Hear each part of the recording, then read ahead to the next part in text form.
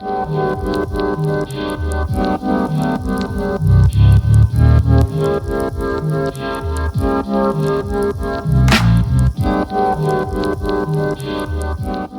día de hoy, bueno, pues la plática de sustitución de importaciones chinas será el tema que veremos.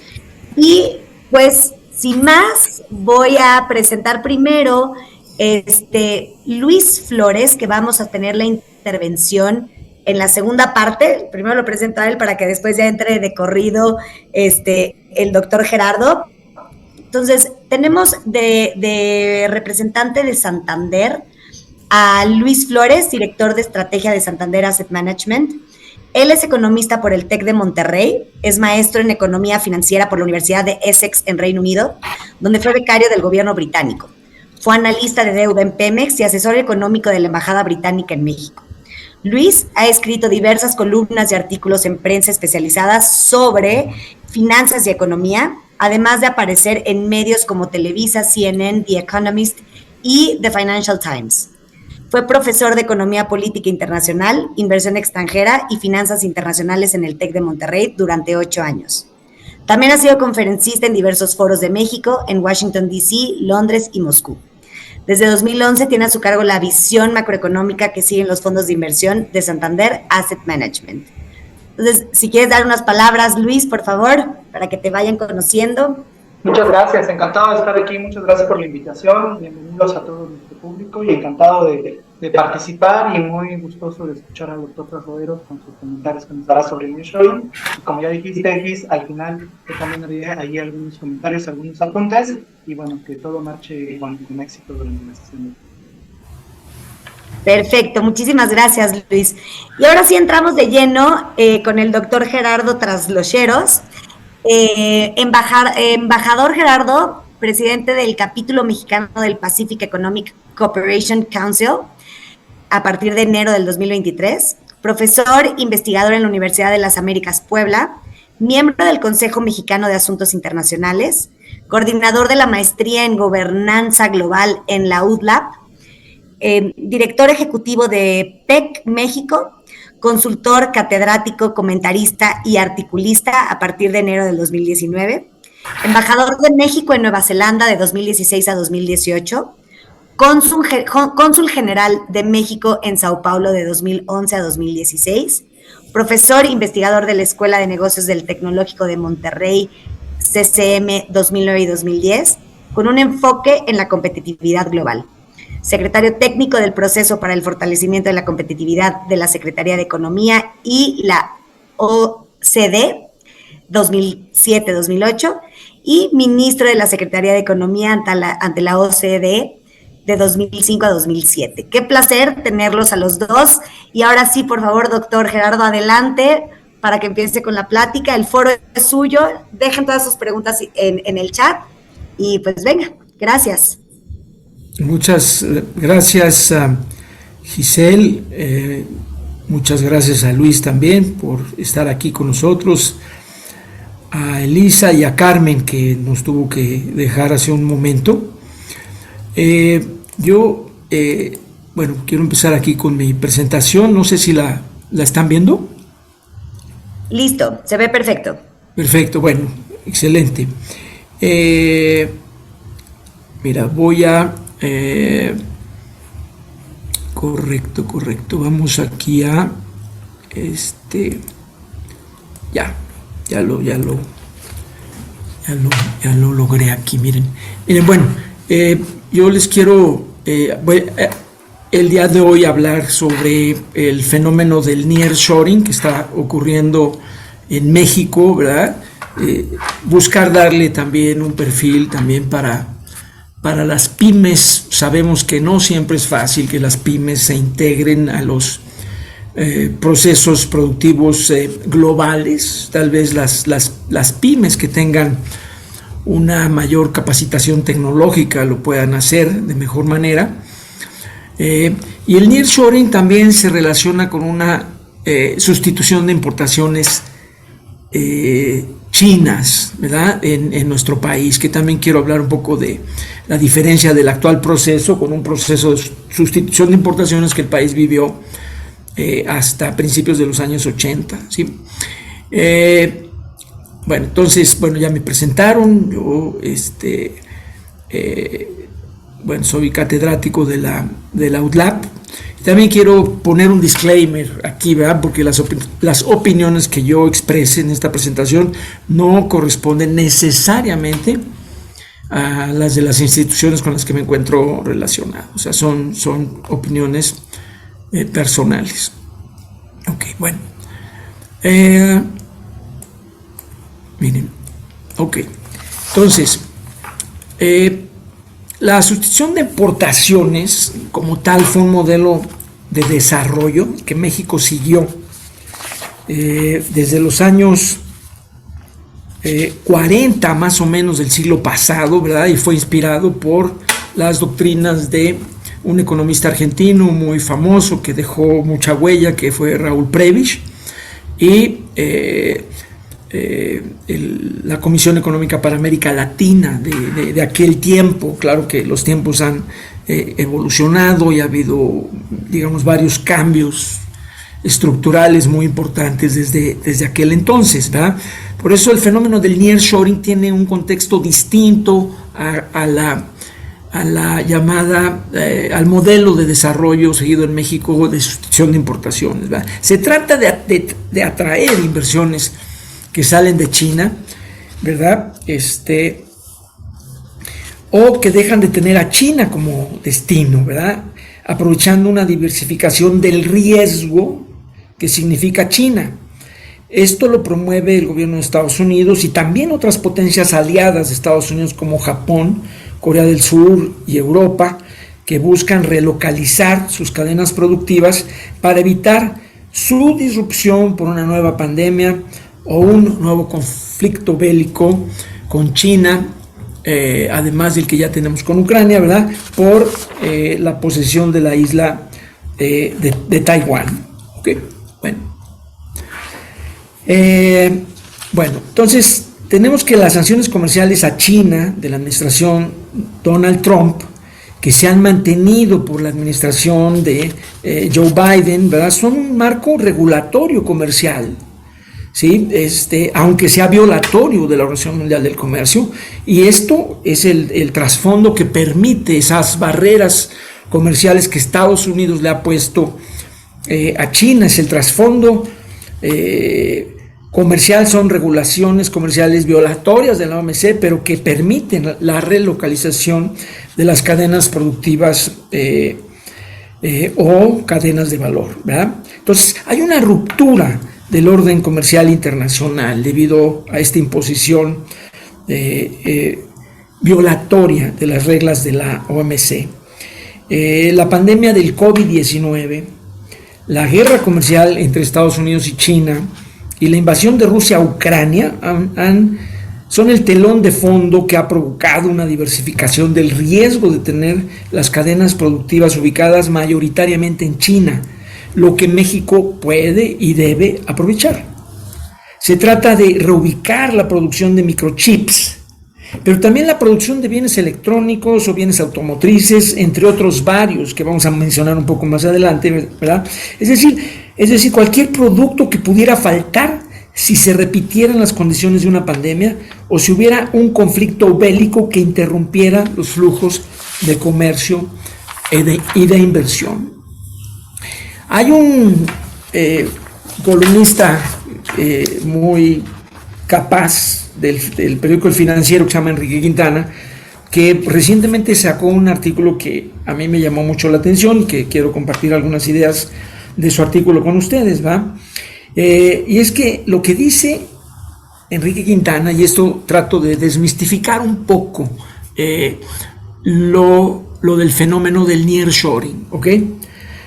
Dice que sigue sin haber evidencia empírica de que realmente ya esté ocurriendo el nearshoring a gran escala, y pongo a gran escala en rojito, pues no se aprecia un crecimiento significativo de la inversión extranjera directa hasta el primer semestre del año. O sea, Enrique Quintana revisa las cifras de la Secretaría de Economía de Inversión Extranjera directa y percibe que no han aumentado significativamente, ¿ok? De acuerdo con la Secretaría de Economía, el monto recibido en el primer semestre del 2023 fue de 29,000 millones de dólares, solo 1,500 millones por encima que el mismo periodo del 2022. O sea, no hay señales de que México esté empezando a recibir aceleradamente, subrayo aceleradamente, a empresas que se estén relocalizando desde Asia. ¿Okay? Los estados del norte de la República, que son los que están más ligados a Estados Unidos por el TEMEC, y también los del Bajío, tienen evidencias de la compra de terrenos y desarrollo de parques industriales. Pero estas transacciones no están reflejando pues en eso estoy necesariamente en las estadísticas. Ana, ¿te puedes conectar o...? ¿Perdón? No, la música del radio. Perdón, ¿sí me están escuchando? Sí, adelante, doctor. Es que estaba escuchando a alguien Pues con claro. micrófono prendido. Bueno, entonces decía que muchas empresas que están empezando a hacer su incursión en México, han comenzado comprando, rentando, apartando tierra e instalaciones, ¿sí? Ese es el punto que estamos nosotros viendo en este momento, ¿ok?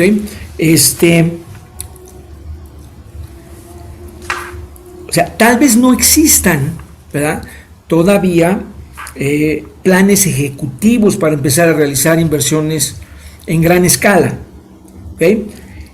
Pero hay signos claros de una demanda adicional por parques industriales. Pero los parques industriales en sí mismos pues, no son inversión extranjera directa.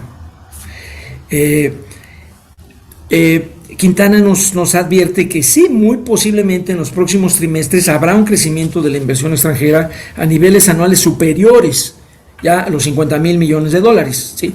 Si ustedes ven las cifras han sido de 30,000 millones de dólares anuales de manera muy regular, ¿verdad? Pero podríamos, cuando realmente esté llegando el nearshoring, vamos a tener nosotros cifras superiores a los 50,000 millones de dólares anuales, ¿sí? Lo que está pasando ahorita son preparativos para recibir esa inversión. Existe una expectativa de realización de proyectos muy grandes en el futuro no lejano, ¿sí? En el futuro cercano.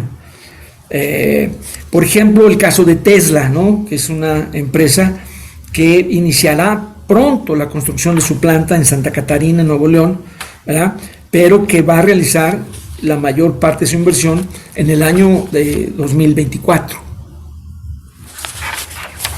¿Ok? Bueno, entonces es muy probable que la inversión que está en proceso de realizarse tendrá efecto a partir de que haya un pleno convencimiento de arrancar su proyecto en México.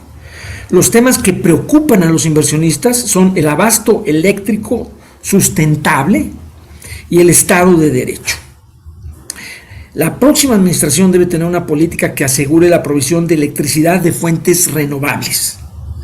Sí, la Comisión Federal de Electricidad no cuenta con los recursos para generar este tipo de energía y modernizar y ampliar su red de transmisión. ¿Sí? Y además se debe asegurar el respeto a los contratos y a la propiedad. ¿Sí? Algo que lamentablemente en este sexenio no está sucediendo, ¿verdad?, por el entorpecimiento de las operaciones de empresas ya existentes en el sector de energías renovables.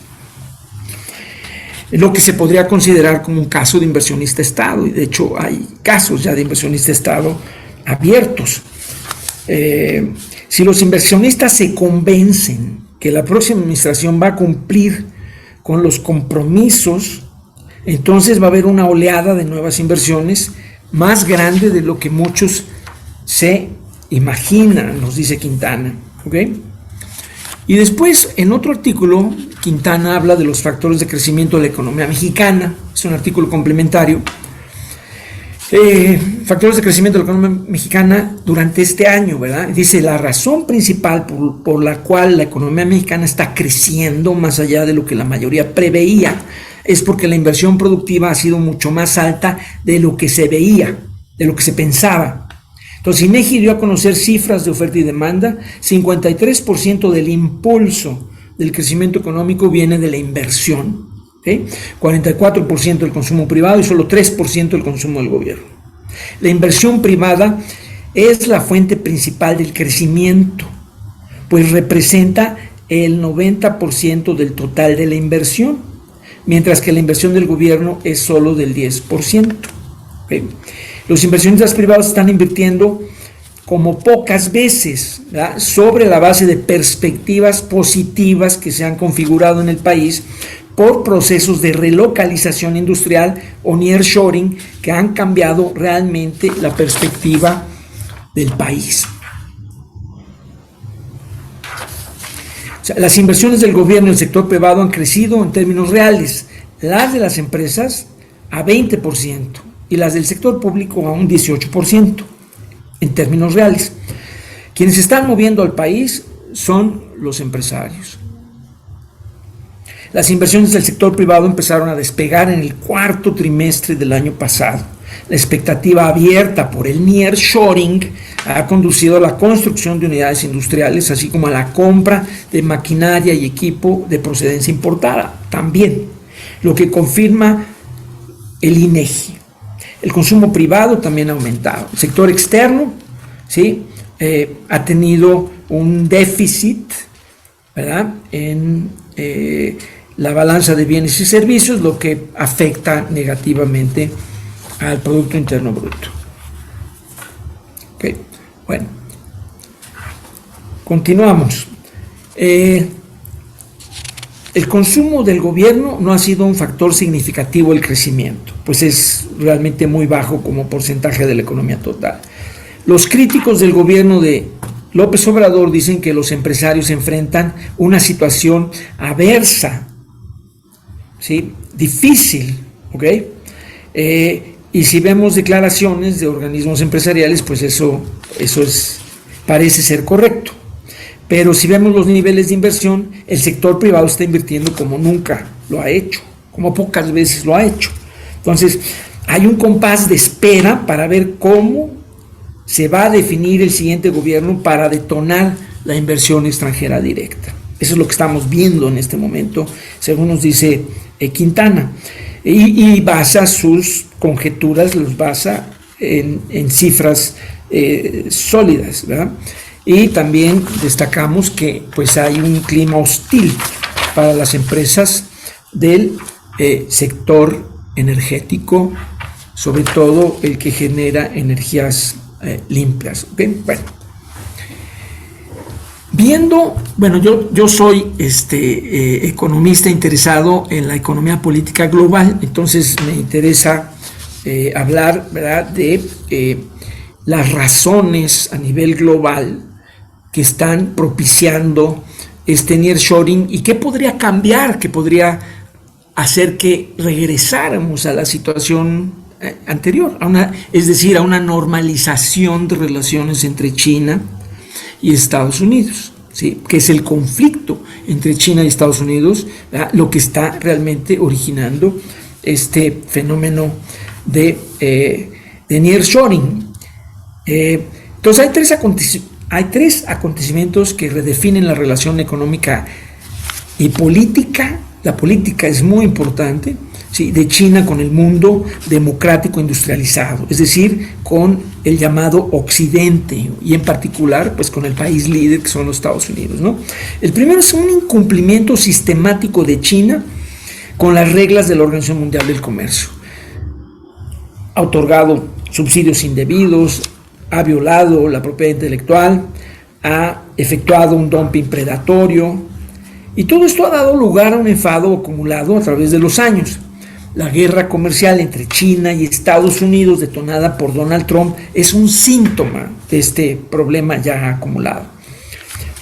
La crisis del COVID-19, que se origina en China precisamente, pues llevó a un confinamiento poblacional global que produjo gran desabasto de bienes, servicios, partes y componentes. La política de evitar contagios a toda costa en China, llamada de COVID-0, también reforzó su confinamiento con un nuevo desabasto de productos a nivel global, por ser China un centro manufacturero mundial. La guerra en Ucrania, que nos está acercando a un conflicto global de proporciones inimaginables, o sea, también ha sido un factor que ha motivado esta migración de las cadenas de valor. China ha sido cómplice de Rusia por su pacto anunciado, una alianza sin límites, previo a la invasión de Rusia a Ucrania, ¿verdad? Y la falta de condena de tal invasión. O sea, si China decidiera invadir Taiwán, los efectos del desabasto derivados de la imposición de sanciones económicas y de la misma guerra serán resentidos en todo el mundo. Entonces China utiliza su poder de abasto y de mercado para persuadir al mundo de no intervenir en el caso que decida iniciar una aventura bélica en Taiwán. ¿Sí? El mundo democrático industrializado no puede aceptar un chantaje ni puede depender de la proveeduría de China, de la misma manera que no puede depender de los hidrocarburos y materias primas de Rusia. ¿Sí? Ambos son, tanto Rusia como China, son grandes riesgos que se deben diversificar buscando otras fuentes de abasto. Es necesario que los países del G7, es decir, las potencias económicas democráticas, para facilitar el desacoplamiento de China, financien el desarrollo de infraestructura para la llegada de capitales a destinos como la India, el sudeste asiático, África, México y Centroamérica. China le quitó al mundo, como competidora desleal, oportunidades de desarrollo, lo que debe ser rectificado hoy por razones de seguridad global.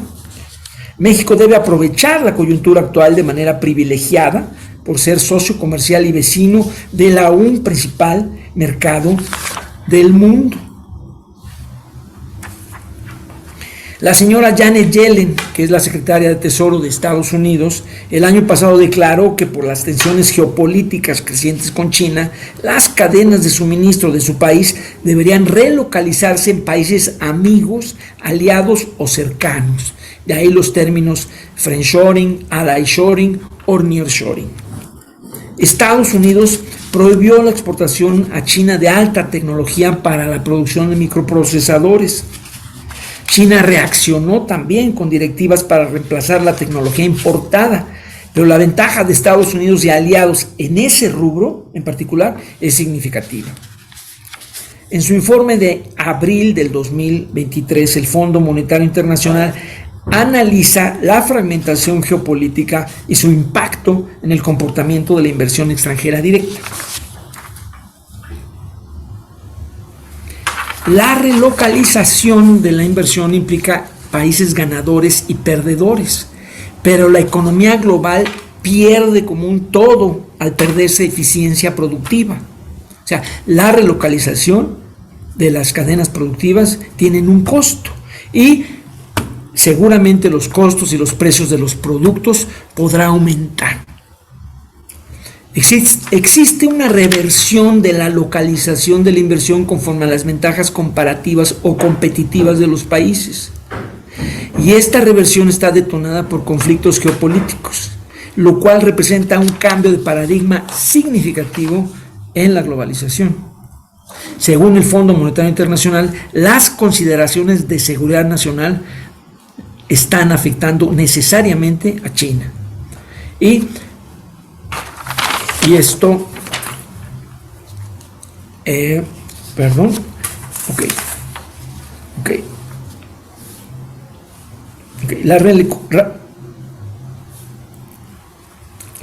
permítame tantito, ya, La reubicación de las cadenas productivas afecta los flujos de inversión extranjera en el mundo, con efectos importantes sobre la economía global. Urge reforzar el diálogo multilateral para disminuir las tensiones geopolíticas y mitigar sus efectos, incluyendo los económicos. Pero la actual coyuntura de conflicto es lo que está favoreciendo a México. Las empresas se reubican para evitar sanciones del país de origen de la inversión, en este caso de los Estados Unidos Si la tensión geopolítica aumenta, lo va a hacer también la reubicación de la inversión extranjera directa. Las empresas que se relocalizan son principalmente multinacionales de mayor tamaño y más conocimientos. Desde el 2018, cuando estalla la guerra comercial entre China y Estados Unidos, según el Fondo Monetario Internacional, se acelera el desacoplamiento de flujos de inversión extranjera directa. Durante la última década, la proporción de flujos de inversión extranjera directa entre economías alineadas geopolíticamente ha seguido aumentando. Así se volvió menos relevante como fuente y anfitrión de inversión extranjera. Asia se volvió menos relevante como fuente y anfitrión de inversión extranjera directa. La inversión extranjera directa hacia y desde China disminuyó más que el promedio de todos los otros países asiáticos, ¿verdad? Aunque la pandemia contribuyó con esta caída.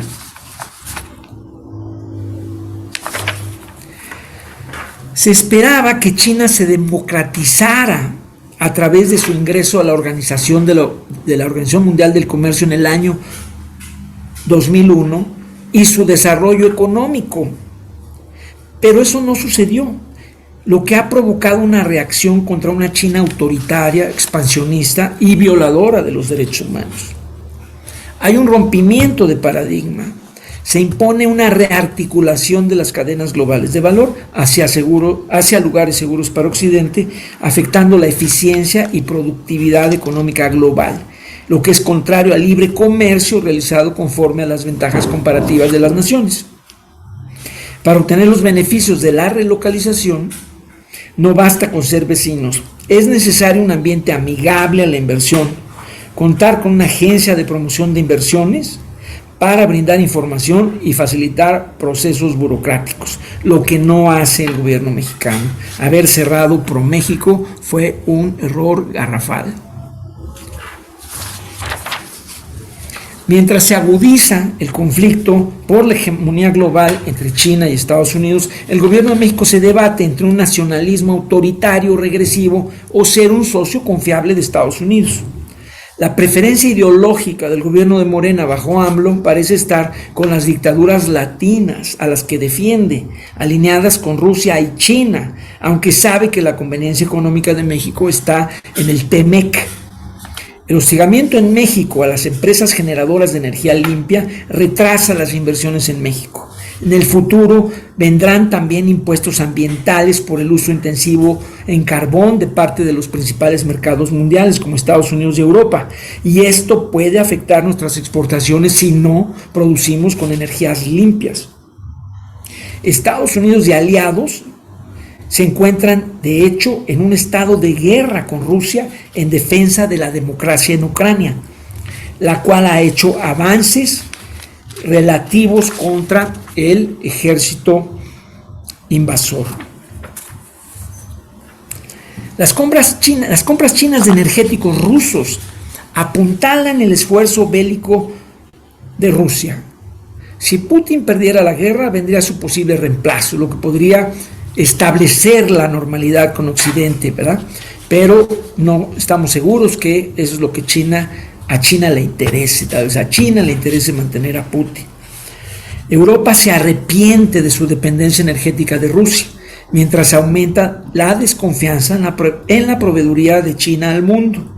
Estados Unidos necesita de México para sustituir a China como proveedor confiable, así como lo necesita para contener el tráfico de fentanilo que viene de China y frenar la migración ilegal.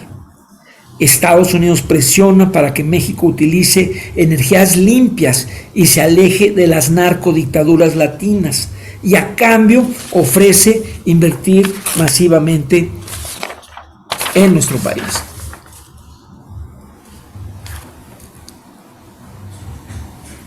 Estados Unidos no va a ceder en su demanda contra las violaciones de México al TEMEC en materia de energía y otros rubros como el comercio de maíz transgénico, y podrá reactivar el panel de solución de controversias en energía que quedó en suspenso en plena campaña electoral y este panel se podrá reactivar ahora en plena campaña electoral para la presidencia de México. El escenario ideal para el presidente Andrés Manuel López Obrador es restablecer los monopolios de Pemex y CFE, lo que requiere cambiar la Constitución y los tratados internacionales. El plan C de AMLO trata de lograr mayoría calificada en el Congreso para impulsar cambios constitucionales. AMLO ha inclusive amagado con un rompimiento con Estados Unidos, jugando una carta nacionalista si no logra llevar a cabo su contrarreforma energética. La visita a Taiwán de la presidenta de la Cámara de Representantes de Estados Unidos, la expresidenta de la Cámara de Representantes de Estados Unidos, Nancy Pelosi, fue un golpe a la frágil relación entre Estados Unidos y China cuando las tensiones estaban ya a punto de estallar. Las consecuencias de la visita fueron una mayor militarización en la región del Indo-Pacífico y de Taiwán, un recrudecimiento de la guerra en Ucrania con más apoyo de China a Rusia y la aceleración de la separación económica entre China y las economías democráticas avanzadas, lideradas por Estados Unidos.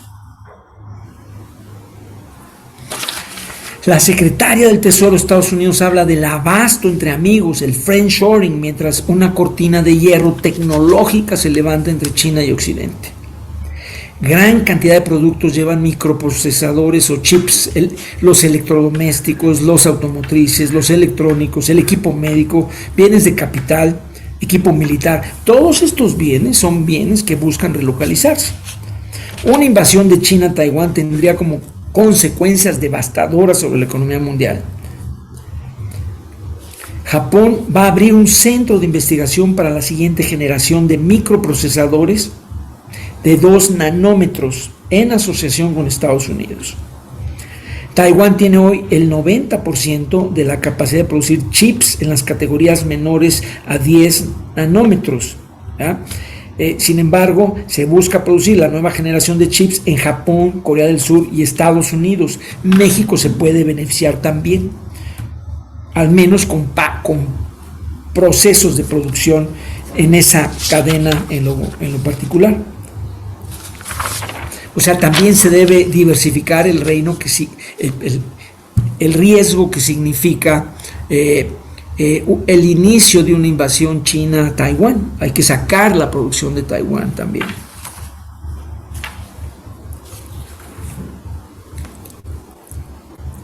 Okay.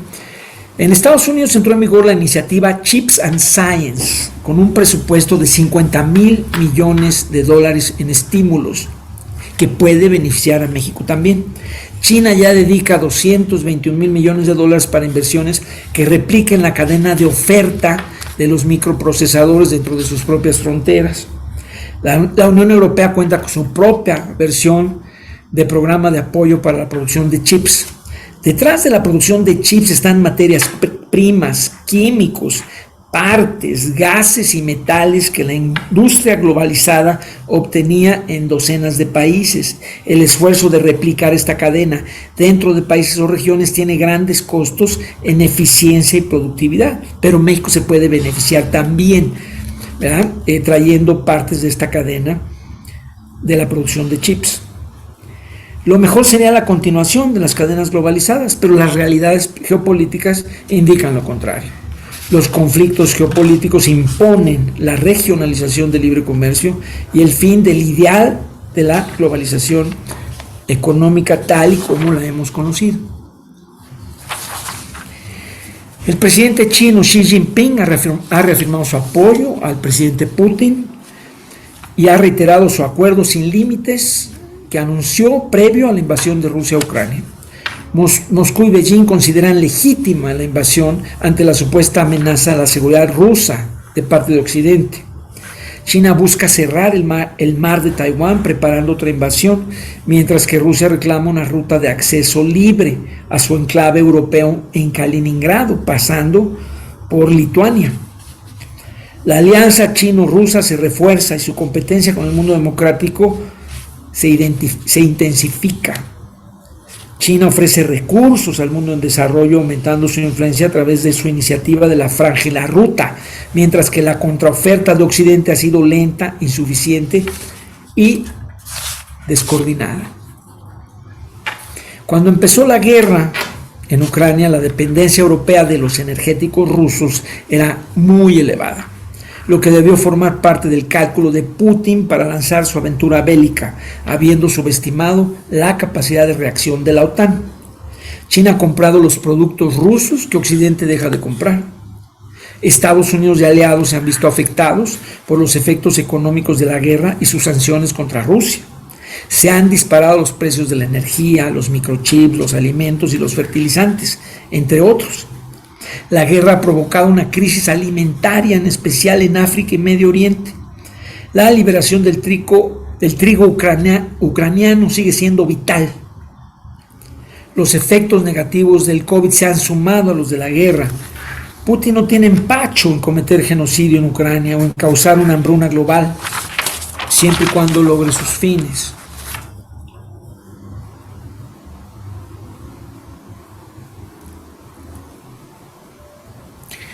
En Estados Unidos y Europa, la inflación ya alcanzó, ahora se está controlando, pero alcanzó niveles no vistos hace décadas, provocando aumentos en las tasas de interés, lo que ha amenazado con una recesión que hasta el momento solo se ha concretizado en algunos países, en algunas regiones. Los efectos económicos de la guerra podrán tener repercusiones político-electorales, lo que podrá mermar el apoyo de Occidente a Ucrania, algo que ya estamos viendo en Estados Unidos y lo estamos también viendo en algunos países en Europa, sobre todo si la guerra se extiende gracias al apoyo de China a Rusia.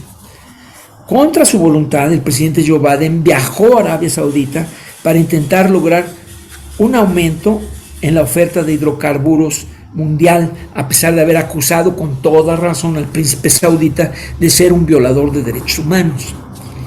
La guerra en Ucrania puede ser un parteaguas histórico con implicaciones para el orden global, a menos que Occidente aumente significativamente su apoyo a las instituciones multilaterales que creó y al mundo en desarrollo para ganar adeptos, mitigando los efectos de la guerra sobre su población y mostrando una defensa férrea. Cuando una gran potencia emergente reta a otra establecida, lo más probable es que estalle la guerra. Este dilema se conoce como la trampa de Tucídides, y el dilema es cómo evitar la guerra cuando hay una gran potencia emergente que reta a otra establecida, como estamos viendo ahorita entre China y Estados Unidos.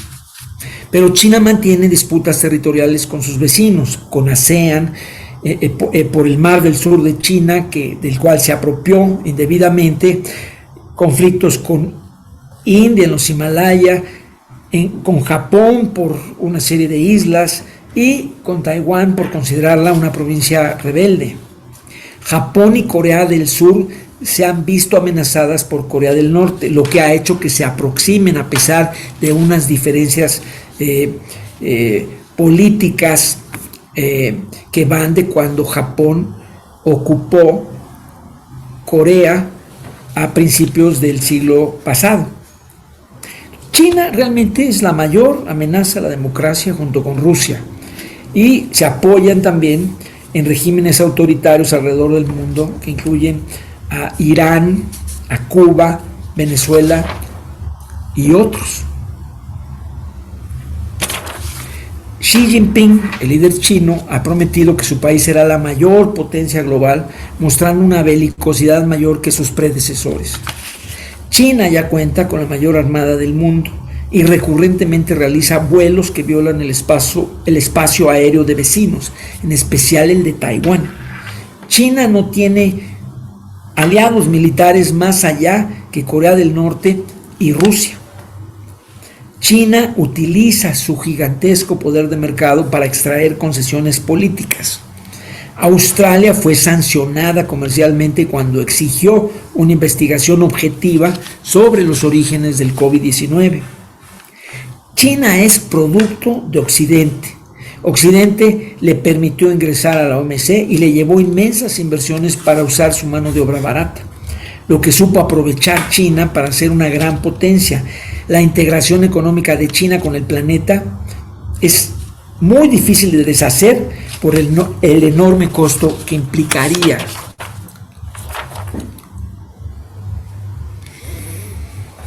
Ok, entonces, para evitar un conflicto bélico se debe estar adelante en capacidades tecnológicas, militares, políticas que sean disuasivas, incluyendo la unión de países con intereses comunes. De ahí el surgimiento del Quad, compuesto por Estados Unidos, Australia, India y Japón, y también del acuerdo AUKUS entre Australia, Reino Unido y Estados Unidos. El Quad es una alianza político-militar de democracias que cobra gran fuerza con la reciente reunión de sus líderes en Washington. AUKUS tiene una dimensión similar, pues Australia adquiere submarinos de propulsión nuclear, no necesariamente con armas nucleares, pero que son superiores a los convencionales que habría adquirido de Francia. ¿Okay? Y el AUKUS incluye una cooperación científica y militar también, entre otros aspectos. Se destaca la presencia británica también en la región del Indo-Pacífico.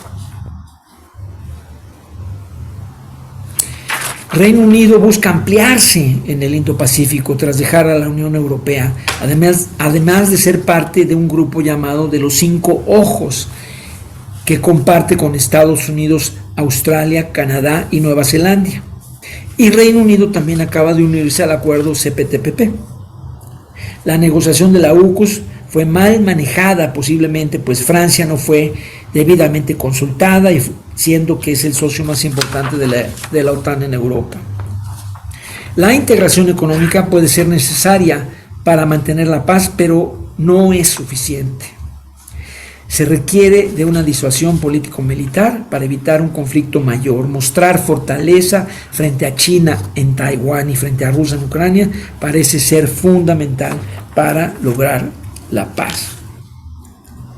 Okay. Por su parte, México y Estados Unidos relanzaron su diálogo económico de alto nivel, que involucra a las principales autoridades de ambos países. Este diálogo fue suspendido durante la administración de Donald Trump.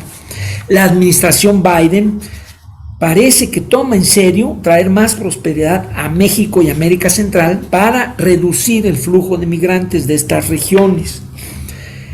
Migrantes que van fundamentalmente hacia los Estados Unidos.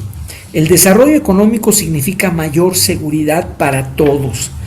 Este es un cambio importante con respecto a la administración de Donald Trump, que solo persiguió a la migración ilegal.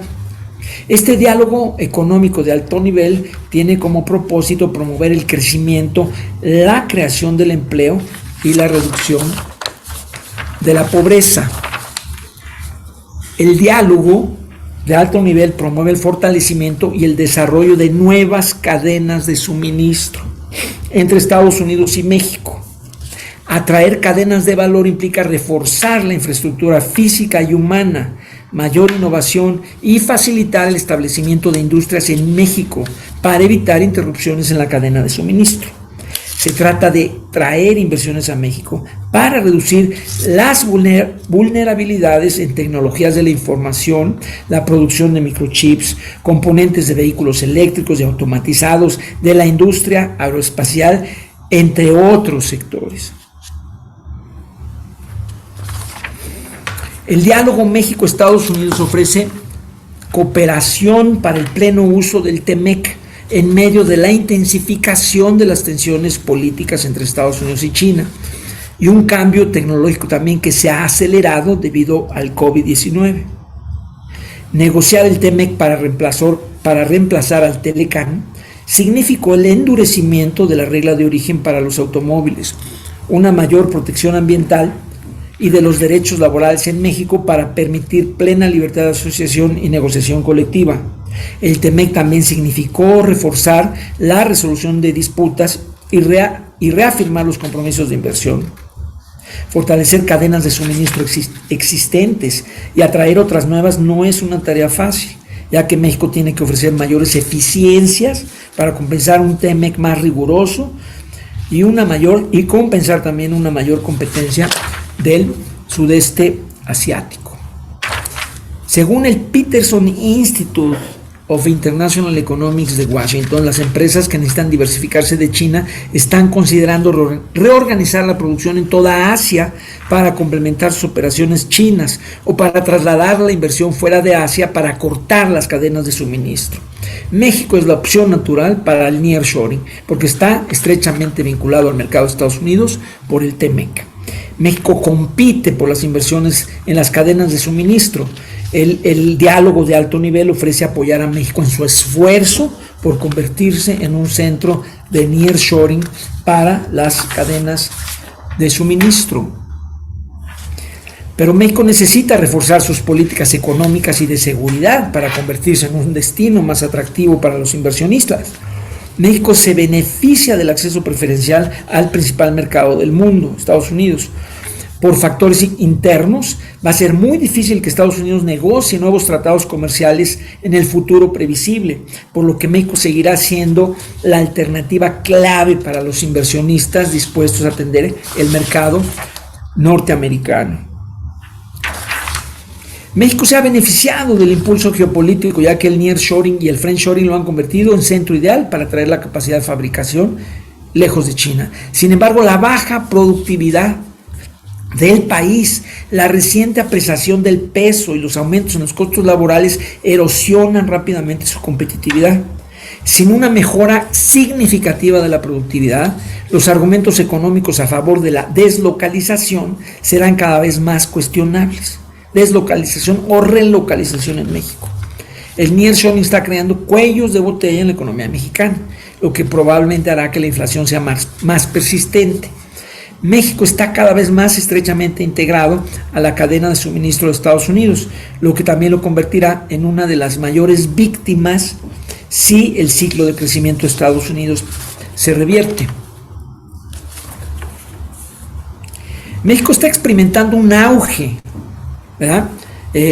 Lo que está ayudando, un auge por la expectativa del nearshoring, lo que ha ayudado en gran medida a la recuperación del país en el crecimiento post-pandemia. La utilización de la capacidad, ¿sí?, del sector manufacturero ha ido mejorando, especialmente entre las industrias donde Estados Unidos impone fuertes restricciones a los productos chinos, como computadoras, productos electrónicos y maquinaria. Todos estos productos son importantes artículos de exportación chinos y los aranceles estadounidenses y otras barreras sobre los productos chinos están redirigiendo los suministros a México. Estos sectores en México están operando ya actualmente a altos niveles de capacidad. Los parques industriales están operando casi a plena capacidad. El desarrollo de infraestructura está aumentando. Y esto está revirtiendo un declive ya de una década. ¿Ok?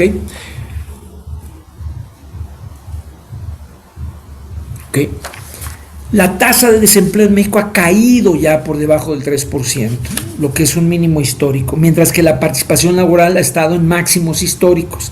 Las perspectivas de empleo son más altas que en el periodo pre-COVID. La economía mexicana se ha beneficiado del nearshoring. Las empresas chinas se están moviendo también para aprovechar la relación geográfica, estratégica, económica de México con los Estados Unidos para eludir las restricciones a los productos chinos. Hay una relocalización también de empresas chinas hacia México. La inversión china a México está aumentando y las exportaciones chinas a México también, lo que refleja un cambio en la cadena de suministro de China a México. El PIB manufacturero de China es 20 veces mayor que el de México, por lo cual una fracción de la reubicación de la capacidad manufacturera de China en México sería masiva.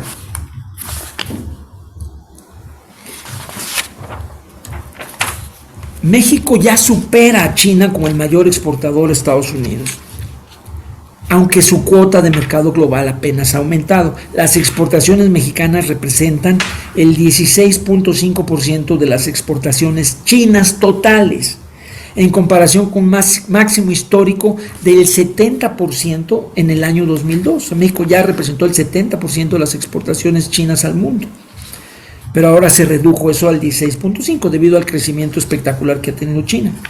Entonces, el nearshoring motivado por factores políticos, ¿sí?, más que por incentivos económicos. Hay una clave, o sea, una mejoría que no se prevé del clima político entre China y Estados Unidos podría también reducir el efecto de la relocalización.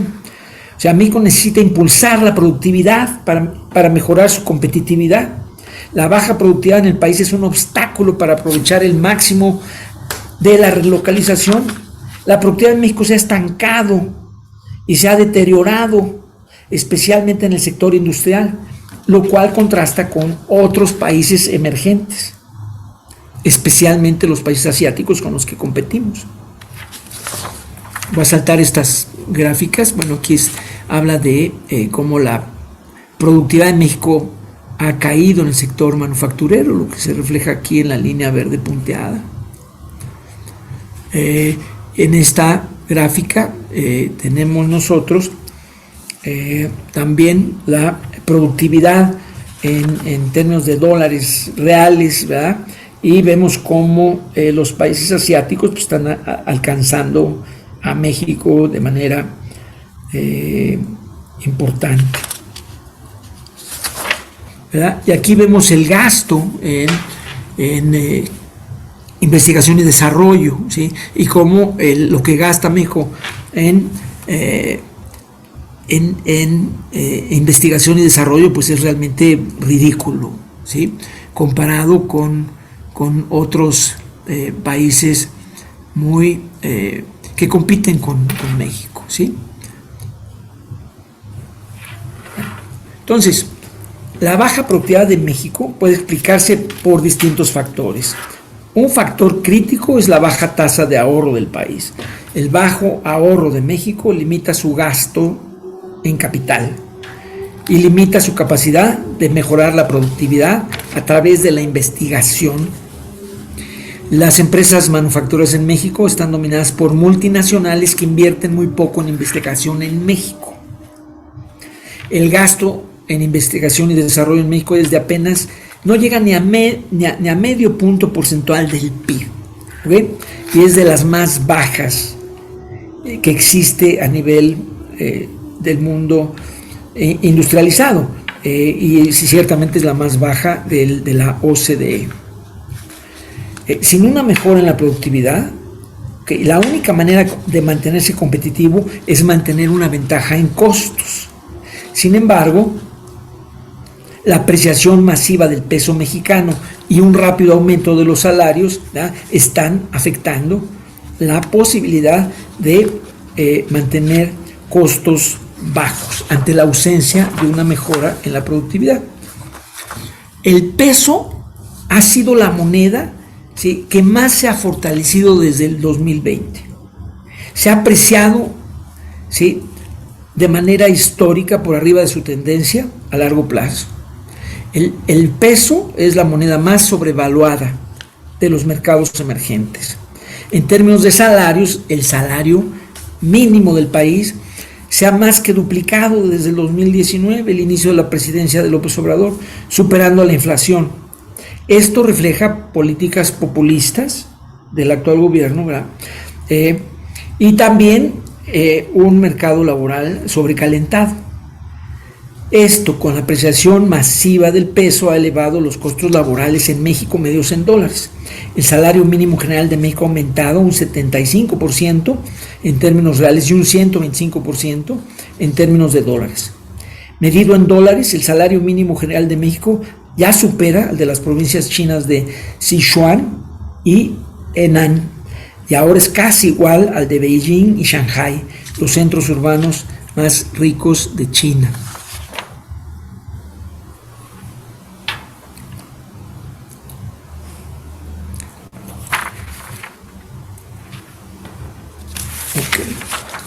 Bueno, la ventaja de costos laborales de México sobre China se ha revertido en los últimos años. Ningún otro país ha experimentado un aumento tan dramático de los salarios en un periodo de tiempo tan corto.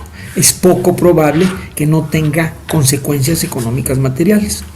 La fortaleza del sector manufacturero de México históricamente ha tenido una correlación inversa con el tipo del cambio del país, en el que una moneda más débil impulsa las exportaciones, ¿sí?, y la producción de manufacturas. La baja productividad de México implica una moneda más barata para mantener el país competitivo. La reactivación del sector manufacturero de México desde 2010 fue una respuesta a una prolongada caída del tipo de cambio. Esto se ha revertido.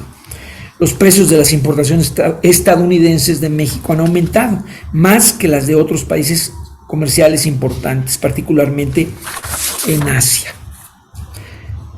México debe restaurar su competitividad, especialmente contra posibles centros de nearshoring como Vietnam, India e Indonesia. El TEMEC obliga a México a mejorar los estándares ambientales y derechos laborales. Esto podrá aumentar aún más los costos laborales en el segmento de la economía relacionado con el TEMEC. El déficit comercial de Estados Unidos con México está aumentando, pero el comercial de Estados Unidos con China sigue siendo todavía mayor. Sin embargo, la brecha con México podría desaparecer, ¿ah? y esto podría ser un elemento de controversia más adelante, sobre todo conforme llegamos a las elecciones de Estados Unidos. Estados Unidos no ve a México todavía como una amenaza total para su seguridad, pero las presiones proteccionistas podrían resurgir, ¿sí?, una vez que México se vuelva todavía un proveedor más importante que China y que sea el país que tiene un mayor superávit frente a Estados Unidos. ¿Okay? Vietnam también está enfrentando presiones similares, ¿verdad? Con el nearshoring, México se va a integrar más a la economía de Estados Unidos. Las exportaciones de Estados Unidos representan el 82% de las ventas totales de México en el mundo y la participación va a continuar aumentando. El peso mexicano está a abaratarse ya que socava la competitividad, ¿verdad? Y esto puede hacer que la relocalización en México sea insostenible. Las remesas masivas que recibe México también son un factor que aprecian, que fortalecen al peso. Estados Unidos, ya para terminar, ¿sí? Estados Unidos sigue dependiendo de las cadenas de suministro chinas, pero de manera indirecta, a pesar de lo que sugieren las cifras comerciales principales. Este es un estudio que acaba de salir publicado de Henry Story, de la Fundación Heinrich. ¿Okay? Vietnam y México se han convertido en los principales destinos para una reconfiguración de la cadena de suministro en curso. Pero los cambios podrían ser cosméticos, ¿ok? Porque dice este estudio que las cadenas se están moviendo fuera de China con Vietnam y México como destinos claves de reemplazo, ¿ok? La competencia chino-estadounidense, las sanciones y aranceles americanas son factores cruciales que impulsan a las empresas globales, incluyendo a las chinas, a trasladar su fabricación a lugares que Estados Unidos designa como amigables.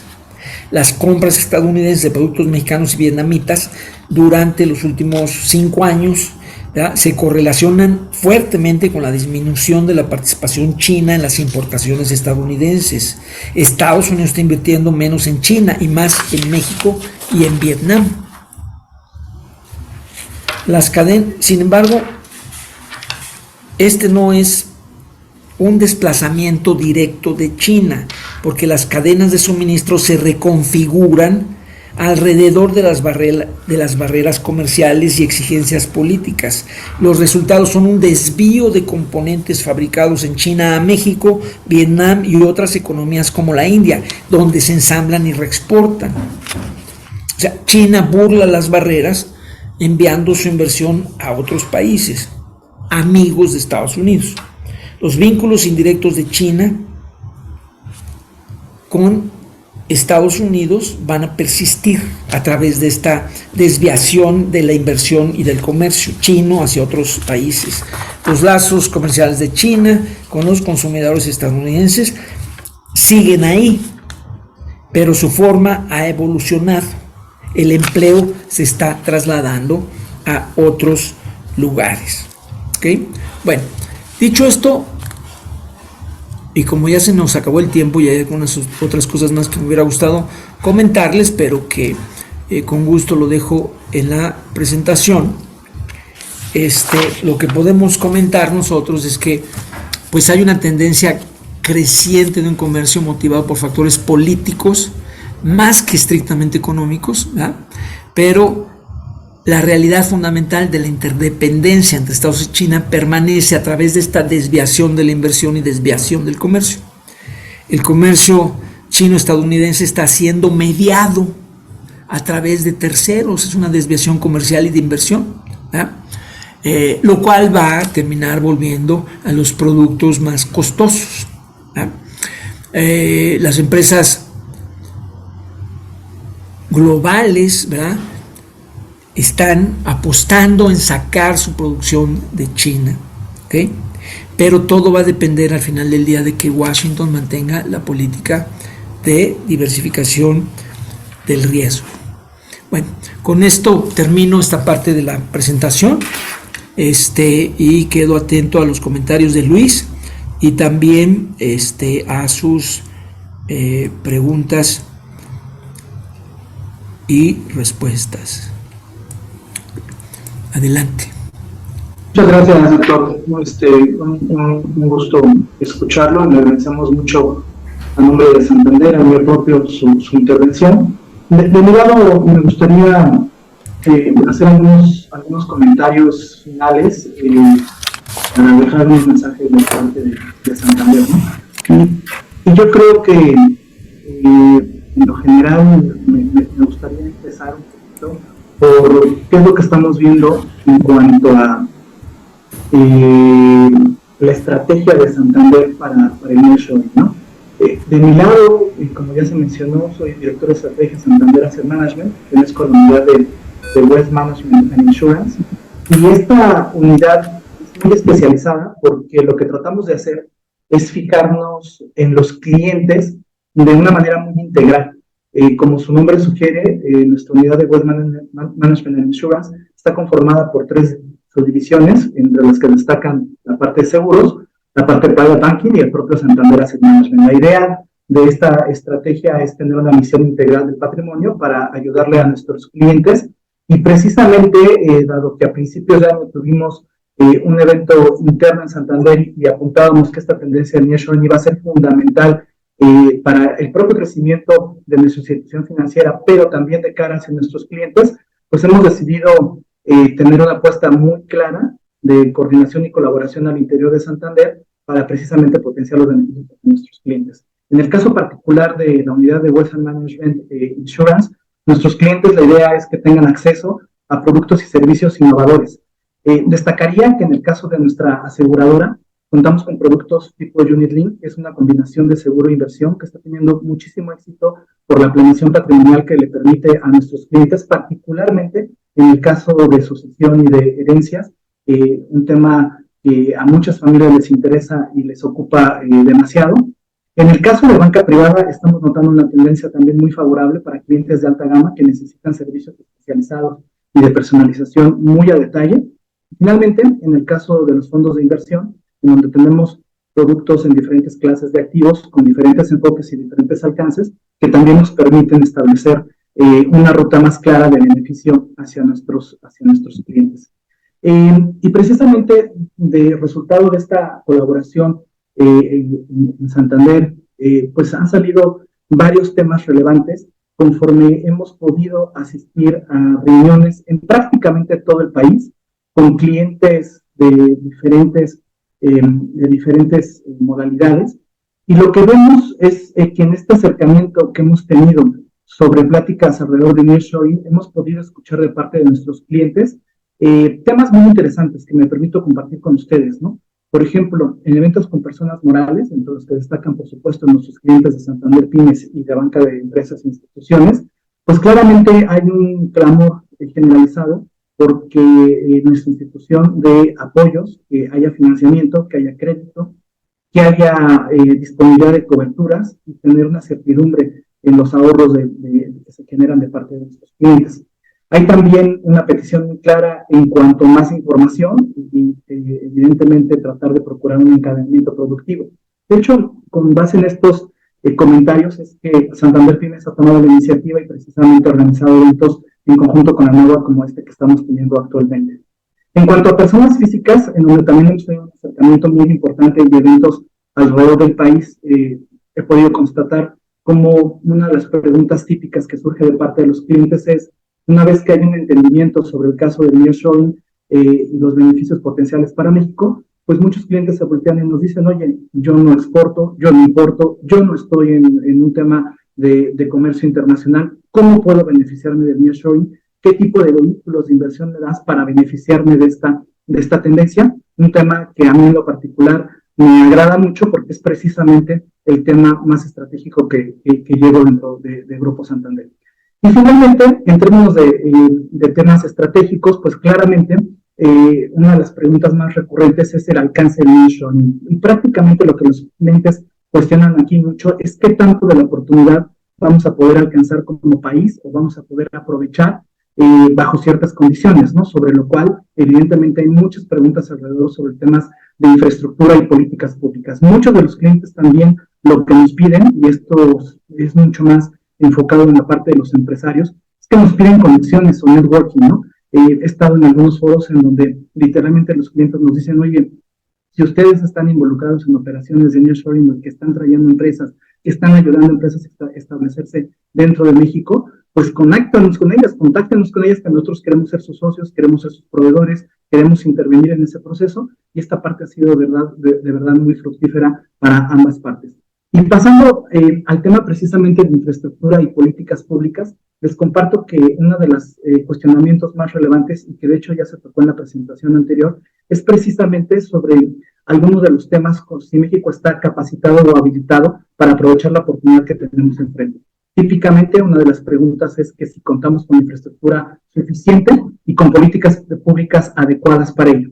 Y entendiendo que existe margen de mejora para estos dos cuestionamientos, insistiendo además que esto no es un tema exclusivo de México, la misma discusión se está teniendo en varios países emergentes a los que ya se hizo referencia en la presentación anterior. Me gustaría comentarles algunos de los temas que hemos venido teniendo de retroalimentación con propios clientes y también con autoridades en las oportunidades que hemos podido platicar con ellos. Y, por ejemplo, me permito ejemplificar algunas cuestiones muy, muy específicas. Por ejemplo, en la parte de infraestructura, es cierto que México tiene retos en diferentes materias, aeropuertos, puertos, comunicaciones terrestres y un largo etcétera. Sin embargo, creo yo que si hacemos una reflexión y nos situamos, por ejemplo, entre 1992 y 1993, estuve echando un vistazo a algunas lecturas de esta prestigiosa revista Foreign Affairs, en donde, por ejemplo, en aquella época, muchos analistas, muchos articulistas opinaban en ese 1992-1993 que México se encontraba en una situación de franca desventaja frente a Estados Unidos y Canadá en un TLC, en un NAFTA 1 que estaba por comenzar y sobre el cual había muchos cuestionamientos. Y precisamente una de esas grandes incógnitas era si México contaba con la infraestructura adecuada para recibir inversiones extranjeras que se avecinaban tan pronto como en 1994, cuando ese primer Tratado de Libre Comercio entró en vigor. La realidad es que si hubiéramos hecho un examen a conciencia, podríamos haber convenido y podríamos haber acordado de que México tenía limitaciones serias en materia de infraestructura.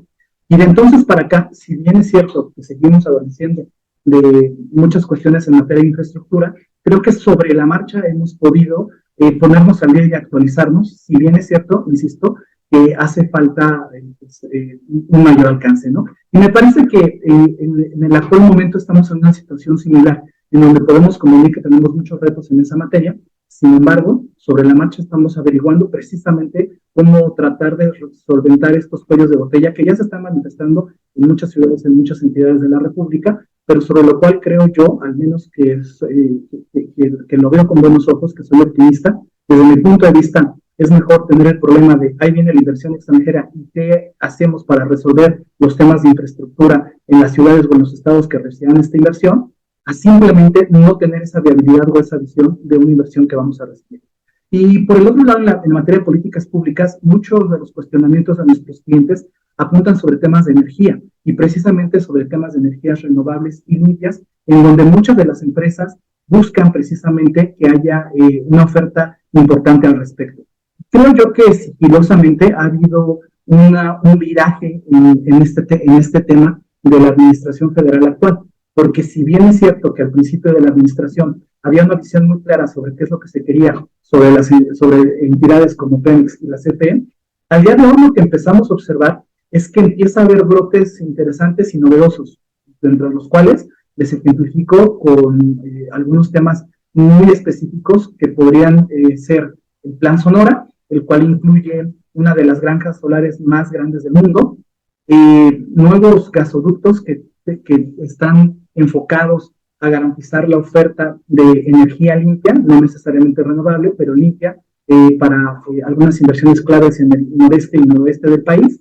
Y finalmente, una estrategia que me parece a mí muy interesante, que es el corredor interoceánico, en donde la idea es tratar de allegarnos un poquito de participación de mercado respecto a lo que ya tiene el Canal de Panamá y servir de enlace entre los dos océanos, el Pacífico y el Atlántico, para servir a la costa este de Estados Unidos a través de pues, una innovadora ruta interoceánica, como su nombre lo dice, y que permitirá conectar dos puertos, pero además, más importante, un corredor industrial en donde habrá 10 pueblos de desarrollo que podrían darle mayor valor agregado a muchas de las importaciones provenientes de Asia particularmente y que necesitan contenido de origen, NAFTA o TEMEC, para poder acceder con mayor preferencia hacia Estados Unidos.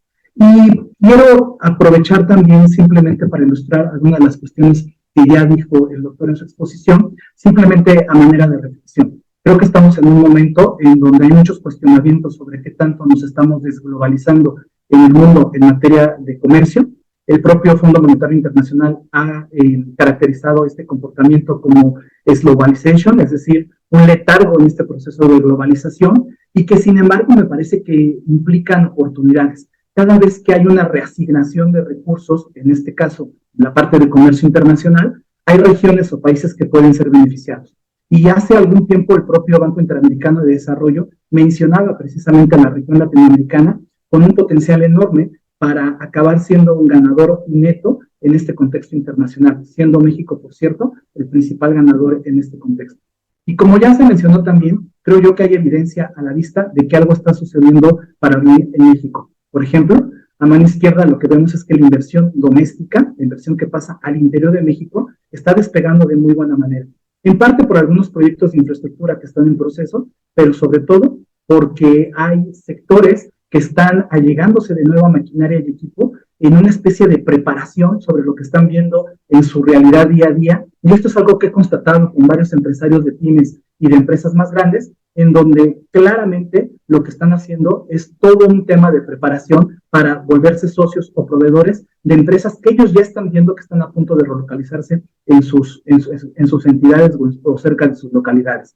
En medio, el gráfico nos da cuenta de cómo están las tasas de vacancia o de vacantes en parques industriales y en fábricas alrededor del país, en donde claramente esto ha venido a la baja. No hay espacios industriales que ya estén disponibles de manera muy fácil o de manera muy asequible, por lo tanto las rentas están empezando a aumentar y de hecho el proceso que estamos empezando a ver en algunas entidades de la República es que no queda más remedio entonces que construir nuevos parques industriales o nuevas fábricas para poder absorber esta parte del nearshoring. Finalmente, a mano derecha, como ya se comentó, pues el peso mexicano ha tenido un paso impresionante en los últimos años, en parte por las expectativas que se crean del nearshoring y entendiendo, como también ya se mencionó, que el nearshoring responde más a factores políticos y económicos, por lo cual, desde mi punto de vista, yo no veo que necesariamente hacia adelante un peso mexicano fuerte sea necesariamente un obstáculo para la inversión extranjera. Estamos hablando de inversiones grandes y tan grandes que no necesariamente están viendo los próximos 6 meses del próximo año, sino están viendo horizontes de 10 años o más, y que en ese sentido el tema de la moneda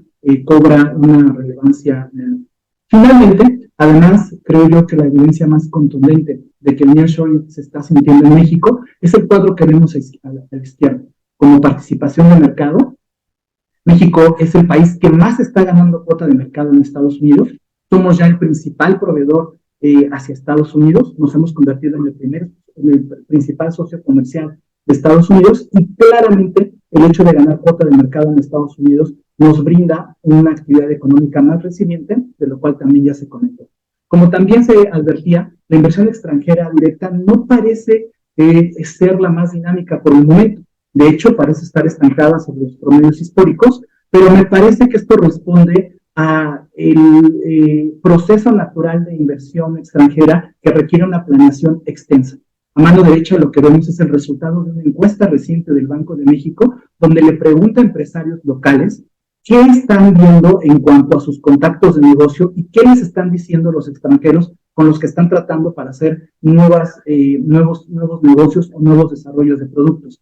Y lo que básicamente nos revela esta encuesta, en opinión de líderes empresariales de nuestro país, es que cerca de un 63% de la inversión extranjera que se espera sobre el nearshoring vendrá a partir del 2024. Y esto es muy lógico porque, por un lado, tenemos la perspectiva de que algo viene bueno por la parte del nearshoring, luego se da el proceso de anuncio de parte de empresas multinacionales para finalmente desencadenar en lo que se le llama el big money o el real money, es decir, el dinero que empieza a entrar en nuestro país. Esperemos que tan pronto como en el 2024 empiece a ser más clara la evidencia sobre este tema. Finalmente, quisiera ir terminando mi presentación y decirles que para el segmento de pymes, de la mayoría de los que nos están oyendo son clientes ya de Santander. Como ustedes saben y como varios colegas de Santander han expuesto en semanas anteriores, pues tenemos una oferta muy robusta en materia de crédito, en materia de coberturas, en materia de financiamiento, pero hoy me gustaría también hablarles un poco sobre los fondos de inversión. Y es que nosotros estamos muy conscientes de que cuesta mucho trabajo ganar dinero, de que cuesta mucho trabajo hacer negocio y de que nuestras pymes prosperen. Y por eso es que nosotros tenemos una oferta exclusiva para las pymes, en donde poner su dinero, en donde poner sus ahorros, con una visión de persona moral. Estos fondos están diseñados para que la persona moral, en este caso la pyme, tenga bien asegurados sus recursos y entendiendo que la liquidez es un tema muy delicado y muy importante para ellos, por lo cual pues la disponibilidad de los recursos es también importante. A mano derecha podemos ver que los dos fondos dedicados para este sector se llaman el Santander Go, que es uno de los fondos más seguros y más grandes del país, en donde pues la promoción comercial que le hace este fondo es muy baja debido a que pues las referencias es lo que más cuenta en este tipo de fondos, dado el nivel de seguridad tan alto que se tiene, y recordando además que las tasas de interés de corto plazo en México están en niveles muy atractivos. Además, contamos también con el fondo PYME, que está especializado para su segmento y cuya virtud es también tener un nivel de seguridad muy alto, con tasas de interés que están muy en línea con las tasas libres de riesgo. Finalmente, les recordaría que para las personas físicas también tenemos estrategias de inversión interesantes y aquí resolvemos uno de los cuestionamientos que hemos encontrado con nuestros clientes de manera más popular durante los últimos meses, y es el hecho de cómo me beneficio del nearshoring si yo no estoy metido en temas de comercio internacional, para lo cual ponemos a su disposición estrategias que tienen que ver con renta variable, Santander OP y Santander ESG, este segundo, por supuesto, marcado por directrices ambientales, y los cuales están generando rendimientos muy atractivos por encima del índice de precios y cotizaciones de la bolsa, ya desde hace tiempo, desde hace varios meses, precisamente porque en la diversificación de las emisoras en las que invierten, contamos con empresas que se están beneficiando de nearshoring, ya sea porque están en sectores industriales, en sectores de movilidad o transporte, o incluso en el sector financiero, en donde será uno de los sectores críticos para que el nearshoring avance por buen puerto. Así es que, pues, la oferta queda abierta para que nuestros clientes conozcan también esta parte de los fondos de inversión, y de mi lado, pues, no me queda más que agradecerles sinceramente por su tiempo, por su atención a este evento, y tanto el doctor como yo quedamos muy atentos a sus comentarios y preguntas. Muchas gracias por su asistencia. Muchísimas gracias, Luis. Ahí estoy. Muchísimas gracias, Luis. En verdad, bueno, ¿qué podemos decir? Fue una exposición llena de conocimientos. La verdad es que no veo mucho por aquí. Preguntas, por favor, para que las dejen en el chat. Y empecemos a responderles.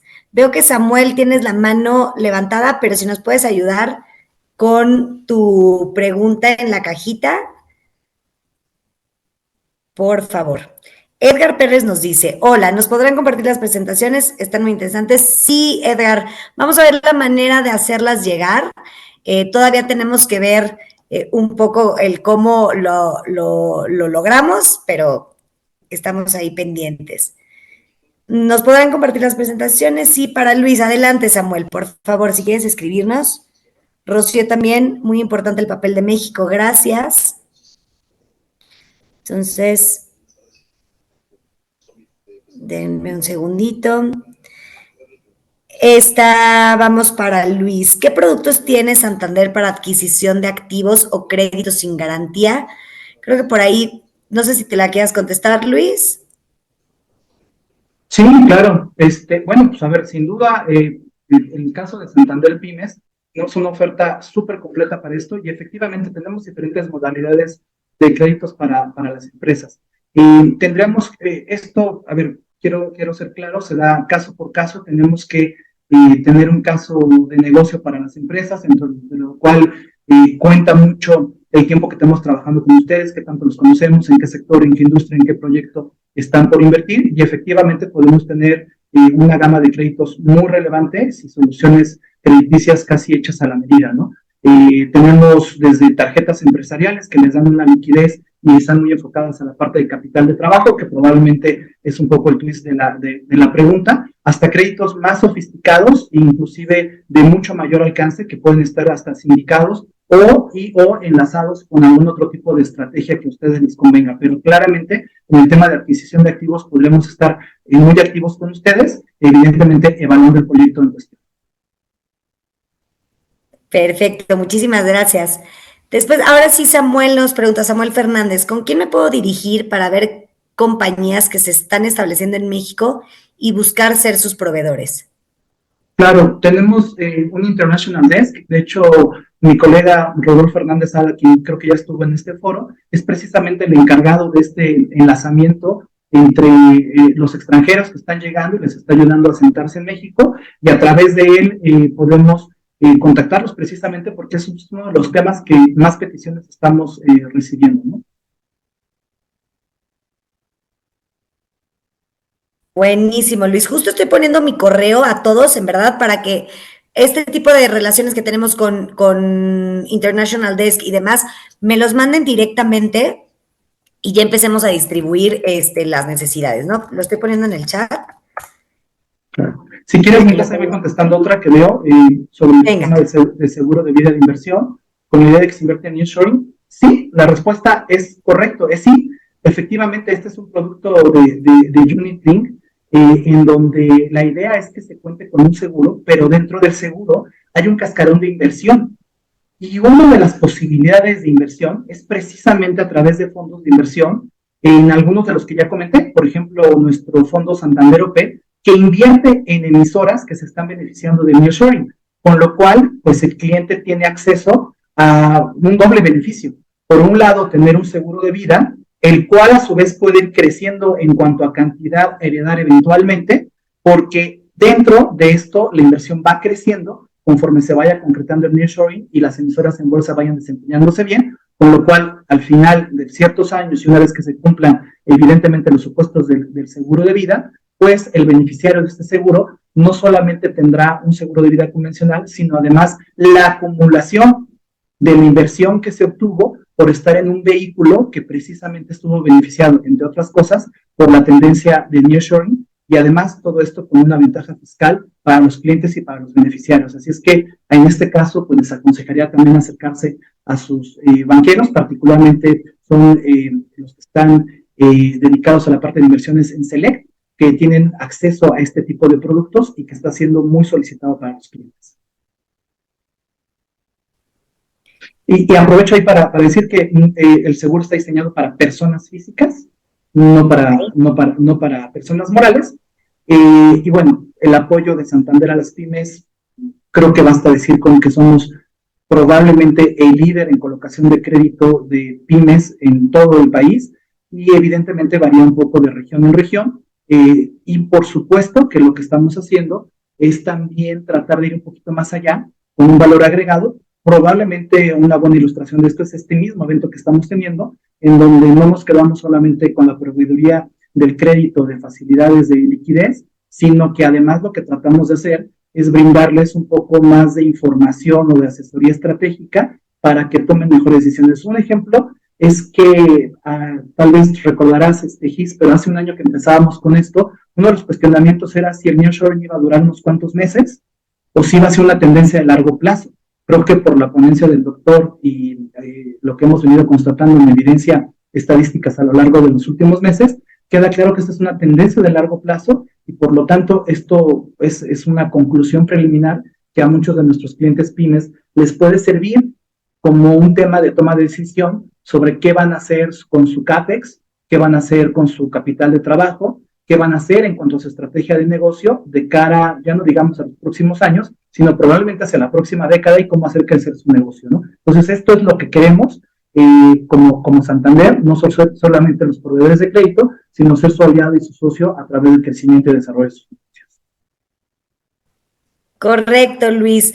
Pues la verdad es que estamos terminando just in time, 8:30, para que estemos muy puntuales. En verdad agradezco la participación, doctor Gerardo, Luis, y todo el foro que se conectó.